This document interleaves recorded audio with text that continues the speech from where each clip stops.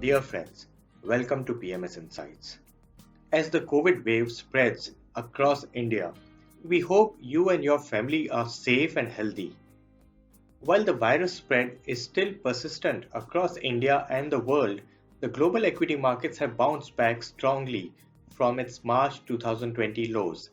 The Nifty index, which has bounced back 40% from March 2020 lows, has still underperformed global markets, with MSCI World Index trading close to all-time highs, led by elevated liquidity measures and global recovery in economic activity. Even in India, which has been marred by widespread COVID infections and a series of lockdowns, there have been green shoots, with many economic indicators indicating higher level of activity, especially in the rural areas. The data from CMIE shows a sharp drop in unemployment rates from around 22% in April-May to as low as 10% in the first week of July. The government support in terms of Manrega scheme and PM Garib Kalyan Yojana to the rural areas is expected to prop up the economy in this downturn. The key message here is to remain invested in good businesses even in times of uncertainty, as markets moves tend to be extreme and sharp, which might not be a true reflection of the underlying fundamentals. Even after this rally, we find value in companies including mid-cap names, which could deliver strong returns over the next 2 to 3 years.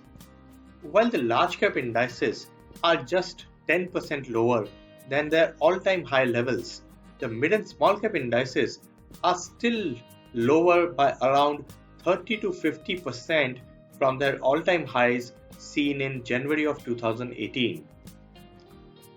Also, a few other indicators like yield gap ratio, market cap to GDP, etc. continue to point towards healthy returns in equities in the medium term. The yield gap ratio is the ratio of dividend yield on equity to the yield on the long-term government bonds.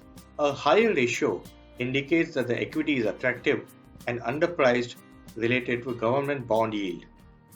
Currently, it is at around 0.8, which is close to its long-term average and attractive versus the last 6 years average.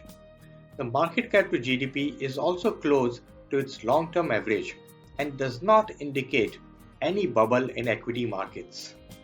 Coming to the financial results for the fourth quarter of FY20, as expected, corporate earnings print was weak. Only select companies in consumer staples, IT and healthcare sectors have reported year-on-year growth apart from a few companies in other sectors.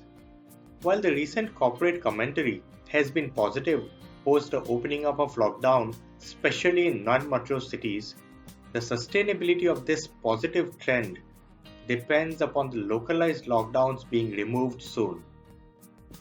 The core equity portfolio companies delivered mostly in-line results, with the earnings hit ratio coming in at 75%, which means 75% of companies have delivered results above or in line with estimates and 25% companies have missed estimates. Average revenue and EBITDA growth for the portfolio was at 1.5% and 7% respectively versus -4% and -25% for the benchmark. New additions to the portfolio include Reliance Industries, Maruti Suzuki, Infosys, HUL, and Container Corp. Most of these companies have contributed positively to the portfolio performance. As seen in this table, 8 out of top 10 stocks in the portfolio have outperformed the benchmark over the last 1 year, and earnings growth outlook is also improving going ahead. We are positive on the insurance space within the financial sector as awareness on the importance of health and life insurance improves, spurred by ongoing pandemic, which may lead to improved penetration and higher demand. Low-ticket consumer discretionary items and consumer staples are expected to do well as people stock up on essentials and spend on daily necessities.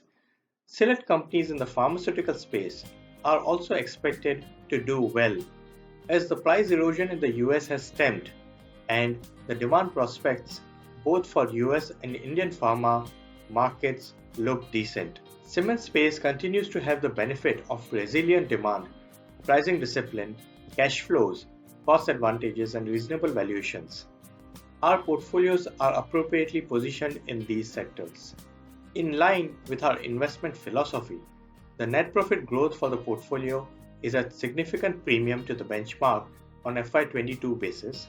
We expect companies with management pedigree, conservative and strong balance sheets with high earnings growth visibility to benefit in the near to medium term. While the near-term business environment is reliant on the discovery of vaccine for COVID and how fast the economy bounces back, the long-term growth story of India remains intact. Thank you.